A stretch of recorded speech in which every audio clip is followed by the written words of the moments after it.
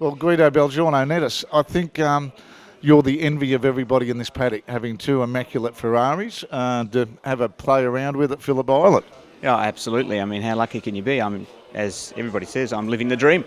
I got an F1, I got another one, I got a T car, and the boys at Superior Automotive Services do a fabulous job in preparing them. Just did a qualifying, got pinged for being a bit noisy down the straight. Can't understand that. Well, you've got to be noisy with these things. Yeah, you do, and particularly if you're qualifying, so turned it right up, got the map, biggest map I had, and tried to get the right time. But look, otherwise, these cars are just beautiful.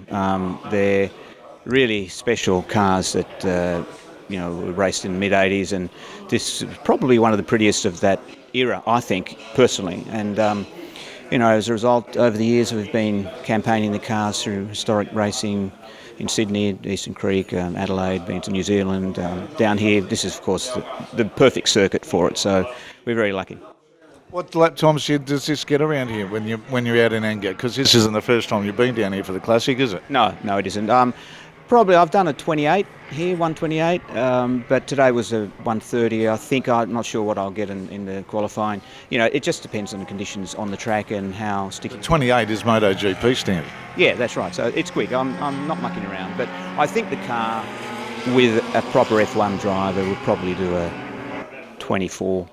I think there's still another 3 or 4 seconds in it. So, but I'm an amateur. I drive once a year, so I've got to be careful to make sure I keep it on the black stuff. Exactly right. And being a name with Belgiorno Nettis, you must have had a love affair with the prancing horse for quite some time. I have, of course I have. And I started with Boxer, actually. I bought a 365 Berliner Boxer. It was my first car in the early 90s. And from then it just moved. And I've bought that car, the 27 car in 96, and then this one in 2006. So I just had the opportunity to do it. And that was obviously turned out to be a very good decision, because not only do I drive them and enjoy them, but they're cars that I've been able to bring into the country and people can see them, which is fantastic. And the history of them as well. It's like some of the older cars you've seen here over the years, but this is like the modern era of Formula One. Yeah, it is, and really the doyen of those days was Michele Alboreto, who drove that car mainly, although he did drive the chassis, and Stefan Johansson drove the car number 28.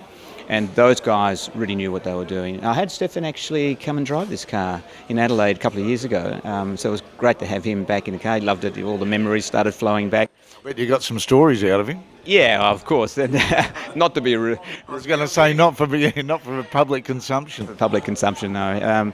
But I think if you look at the unfortunate situation that happened in the 85 season for Michele Alboreto, he was leading the Drivers' Championship by miles halfway through it, and then the car unfortunately became a bit unreliable. Silly things, turbos blowing up, alternators not working. I mean, nothing fundamental, but the car was really good, really quick, and he therefore lost the championship that year, which was a real pity for him and for Ferrari. So these cars, though, I think represent a very important part of that history, because these cars, and Michele and Johansson actually did the best in that turbo era of any other Ferrari cars and driver combination. Where did you source them from, and how much hunting did you have to do to find them? Well, so in 1996, Enzo Ferrari had some years earlier, in fact at the end of the 85 season, had gifted the 27 car to Count Guge Sanon, who was a great supporter of Ferrari, both financially, and he was also Michele's patron and supporter. And at the end of the season, Enzo gave him that car, so that car was given to Count. And that and then he was in his 80s when I bought it, and he got to the point where he couldn't drive it, couldn't enjoy it, so it went onto the market, and I was the lucky guy who got it. The one you're sitting on? So this one, I was actually going through the web trying to find an engine, because I remembered seeing an engine for sale years earlier, and because I was starting to campaign the 27 car quite a lot in historic motor racing, and I thought, well, I've got to have an engine, otherwise I'm going to miss meetings, because we have to strip the engine down every 4 or 5 meetings. And long story cut short, I was looking and I found this car, and I thought, can't be for sale. It must be an old ad or something, but it wasn't. It was on the market. And I thought, well, bugger it, I'll just get the whole car. Then I'll get the engine with it. And finding it and sourcing them. And how did you go about making sure they're original? Because obviously, like you said, there's probably a few replicas floating about. Well, actually, I've not seen a replica. Nobody's tried to do a replica. But there's no way when you see one of these cars that anybody could replicate it, because firstly, the engines are very special, these V6s, and Ferrari made them, and there's nothing like them. They're quite unusual. The bank of the cylinders and the turbo, the placement of the turbo. So there's a lot of things about this car that are unique, and you can't confuse. As soon as you see one, particularly not for myself, knowing that car so well, as soon as I saw the photos of this car, so yeah, that's a real car. What about parts and everything? Like, obviously, they've got to be maintained. Do you have to machine your parts, or is there a hidden network that if you're in the know, you know where to go and get the part?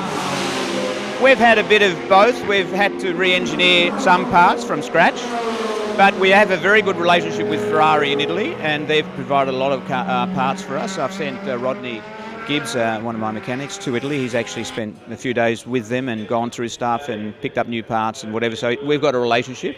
So they know that we're running the cars, and they're very happy to support us. And I don't know, I'm not sure if that's unusual or whatever, but I think having also an Italian heritage, and they sort of know me, and they brought their Cliente team across to Australia in 2014. So I met all those guys again, and they saw the cars in the flesh, and they just loved it. So we've got a good relationship with them. Well, they just come out of the factory floor, so once you've got that relationship with people, it makes it good too. Yeah, well, we've kept them completely original. So I think the cars are actually much more reliable than they were in the day because of newer quality. The parts and the metals are better, the metallurgy, and pretty well everything that goes with that is improved. And these guys know these cars so well that I can't remember the last time the car actually didn't do the job. Now yourself, you haven't just jumped off the street out of the office or whatever and got into a Ferrari. What's your pedigree of racing and stuff over the years? Well, that's it. I'd never raced. Really? Just jumped in it, did some demonstration laps at lunchtime, started feeling that this is really good fun, and the guys in Historic Racing thought, we've got to have this car come and run with us. So they sort of let me start with them at the back of the grid, and then I just nibble over 15 years now. Just nibble to the point where I've got the lap record at Eastern Creek in Historic Racing, 124. 124. Yeah. That's mind-boggling. But the G-forces. They're about 2. Doesn't sound that much, but when you're in a car, there's quite a lot going on. So going around the corner, I just on that last qualifying lap coming on the straight, the car was drifting, and I thought, okay, I'm about at the end of it now. I can't go any harder. Well, go out and have some fun, Guido, and good to catch up with you. Thanks, Mark, and lovely to see you after more than 50 years. 50 years, long time, mate. Yeah, good to see you. Yeah, we were schoolmates, so